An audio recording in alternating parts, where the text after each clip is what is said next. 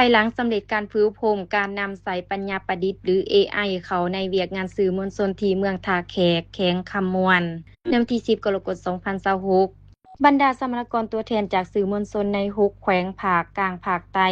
ผู้ผลิตเนื้อหาออนไลน์และโครงการมือละทงอัตตปื้อต่างก็ได้แสดงความคิดเห็นในทิศทางเดียวกันว่า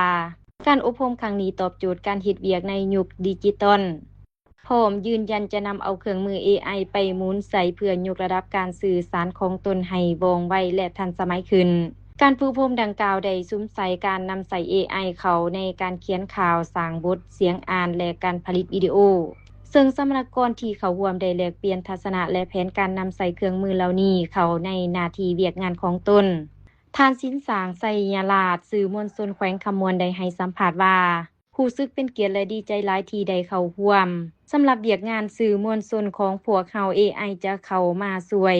ลดพรเวลาในการเรียบเรียงข้อมูลข่าวสารการสอบหาแนวความคิดใหม่ๆในการเขียนข่าวและการสร้างภาพประกอบ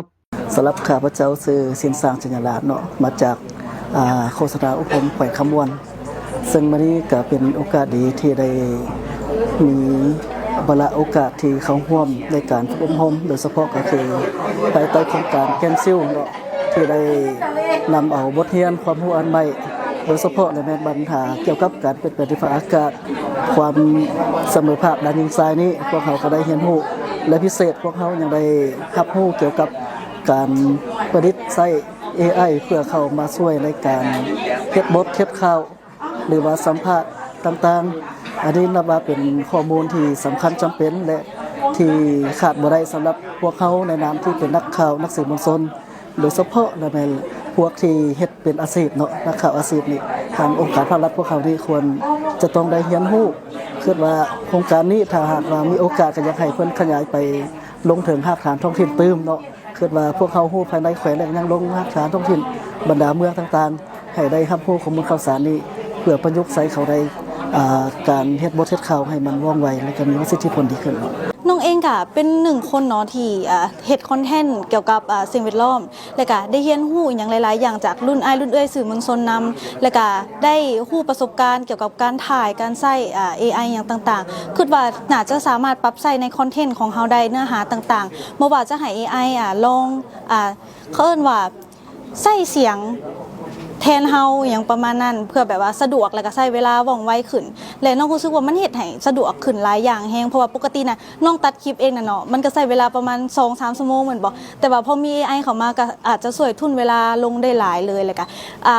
มื้อนี้ก็รู้สึกดีใจหลายเพราะว่าได้อยู่กับรุ่นอ้ายที่มีประสบการณ์เนาะสื่อมวลชนเพิ่นก็แนะนำหลายๆอย่างจากที่น้องบ่ฮู้น้องก็ได้ฮู้เพิ่มขึ้นคิดว่าตัวนี้แม่นได้ปรับใช้หลายๆอย่างเลยข้าพเจ้าชื่อ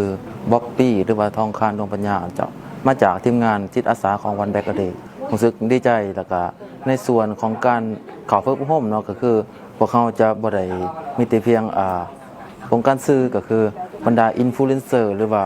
น้องๆที่เขาเจ้านำใส่สื่อสังคมออนไลน์แล้วก็ฮู้อยู่ว่าคือมันต่างเจเนอเรชันกันแต่ว่าพอได้มาร่วมโตเป็นเวียดร่วมกันก็ถือว่าเป็นอีหยังที่แปลกใหม่สำหรับพวกเขาศูนย์อบรมการนำใส่ AI เขาในเวียกงานสื่อมวลชนนี้จัดขึ้นระหว่างวันที่9 ถึงวันที่10 กรกฎาคม 2026ภายใต้การสนับสนุนจากโครงการแกลมซิลจัดตั้งปฏิบัติโดยสมาคมนักข่าวแห่งสาธารณรัฐประชาธิปไตยประชาชนลาวร่วมกับองค์การแควลาวและได้รับทุนจากสหภาพลบเพื่อแนวใส่เพิ่มขีดความสามารถให้นักสื่อมวลชน6แขวงภาคกลางและภาคใต้ในการรายงานข่าวอย่างมีคุณภาพ